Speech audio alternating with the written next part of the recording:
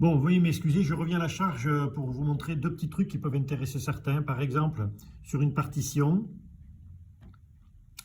vous avez aussi, quand il y a des erreurs, s'il y a des erreurs ou si vous notez quelque chose, vous pouvez rajouter, par exemple, voilà, tout un tas de... Par exemple, ici, je veux mettre un très pianissimo.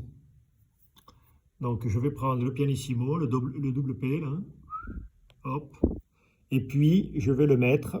Alors, vous voyez qu'il y a une petite toupe qui se met. Et donc, vous le mettez un peu. Bon, voilà, vous le mettez ici en bas.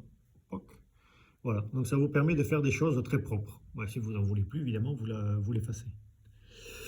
Je ne sais pas si ça marche sur les couches. C'est très intéressant. On va regarder sur les couches. Tiens, voyons. Alors, va-t'en, toi. Voilà. Hop. On va mettre une couche numéro 2. Alors là, c'est la couche numéro 2 qui est active. On va regarder. On va par exemple mettre... Allez, on va remettre le mezzo piano. Voilà. Le clic, je le mets ici. POC. En voyant magie, est-ce que en... Merde, qu'est-ce que c'est que ça? Ah oui, il faut que j'annule celle-là. Et voilà. Est-ce que en appuyant sur ce truc pour couper la couche 2, est-ce que ça va s'en aller? Voyons voir.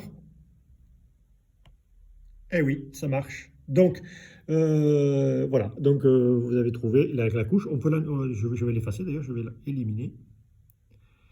Oui, je veux l'éliminer, mesdames. Voilà. Donc, ça marche. Donc, vous pouvez faire ça. Alors, bon, c'est très bien. Il y a une autre fonctionnalité que je voulais vous montrer aussi, pour terminer.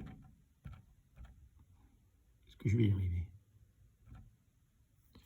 Voilà, c'est ça, plantichasse, je ne sais pas comment se dit, c'est des trucs, plan là. Et alors là, vous avez donc différentes... je ne sais plus comment on appelle ça. Bon, bref, vous comprendrez quand même, hein, c'est vide, des partitions vides. Donc je garde, je mets blablabla, je garde, voilà. Et là, ça me l'affiche. Et donc, évidemment, ici, donc avec votre stylet, soit vous écrivez, par exemple, non, là, c'est pas bon, c'est pas ce que je voulais, avec le truc noir. Alors, le trait noir, je vais le mettre un peu plus fin, voilà.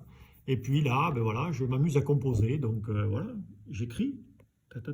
Bon, si vous comprenez ce que c'est, ça, c'est fort, mais bon. Bon, voilà.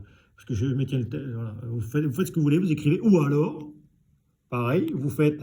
Donc, si vous travaillez proprement, ben, c'est un peu plus long hein, d'autres applications, mais enfin, je vous montre quand même tout ce que peut faire une tablette. Donc là, par exemple, vous mettez la note ici, ici, là, vous mettez, hop, un mi, etc. Bon, bref, vous faites donc vos compositions, vous pouvez faire vos compositions. Voilà. Et pour revenir sur le système des couches, et je vais en terminer là, j'étais en train d'étudier le Rachmaninoff, et puis Daniel m'a donné ceci, une analyse du Rachmaninoff. Et ça, c'est donc une photo papier que j'ai mis sur Fourscore. Mais si Dominique avait eu une tablette et qu'elle avait utilisé le système des couches, avec toutes ces inscriptions sur les accords, etc., eh bien, j'aurais pu donc avoir une partition propre en éliminant la couche qui ne me correspondait pas. Voilà. Donc ça aussi, c'est un autre avantage. Quand vous êtes avec des amis, quand vous partagez des partitions, ça peut être très intéressant. Vous partagez les doigtés, vous partagez certaines informations. Et ensuite, une fois que vous l'avez sur votre propre tablette, eh bien, vous en faites ce que vous voulez.